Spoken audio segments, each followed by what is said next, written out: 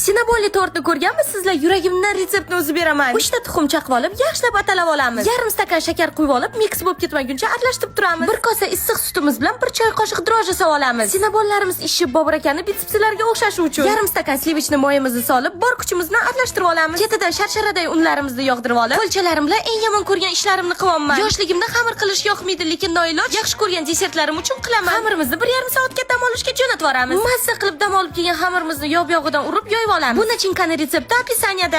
Bir qoshiqdan qilib yaxshilab surib chiqamiz. Bir tekis surib chiqqandan keyin sizlar uchun yurakcha ham chizib qo'ydim. Bir chetidan xamirimizni o'rab chiqamiz. Ikkita qolibimizni olib, pergamentimizni olib, mijg'lab tayyor qilib olib, sinabollarimizni kesib chiqamiz. Qolibimizni maksimalli katta qilib, ichiga sinabollarimizni shunaqa ketma-ketlikda terib chiqamiz. Terilgan sinabollarimizni duxovkaga tiqib olamiz. Klassik kremimizni tayyorlab olamiz. Tvorojniy sir, saxarniy pudra. Agar krem quyuqroq chiqsa, bir qoshiq zgushonka savarsa ham bo'ladi. Voy-vu, tortimizni pastki qismi pishib chiqdi. Tez kremimizni qolipga solib olib, mevalarimizni yuvib olamiz. Tortimizni tepa qismi ham o'zi pishib chiqdi. Endi esa yig'ishga o'tib ketamiz. O'zim bilan shunaqangi faxrlanyapman, bittada o'xshab chiqqani uchun. Kremlarimizni quyib olib, qoshiqchalar bilan tekislab, mevalarimizni to'rab, terib, to'ldirib chiqamiz. Tepa qismi bilan bostirib, tekshirib olib, ustidan krem surtib chiqamiz. Buni ham qoshiqcha bilan tekislab, ustini esa o'riklar bilan to'ldirib chiqamiz. Niyatim qolmaganiga ustini dekor sifatida ukrop bilan bezatib yubordim. Kim qatta sinabollik tort ko'rgan menga aytinglar. Men uddaladimmi? Sizlar ham uddalaysizlar. Retsept opisaniyada, menga obuna bo'lib qo'yish esinglardan chiqmasin. Mayli, kelasi videoda o'zimning firmenniy vafli retseptlari bilan bo'lishaman.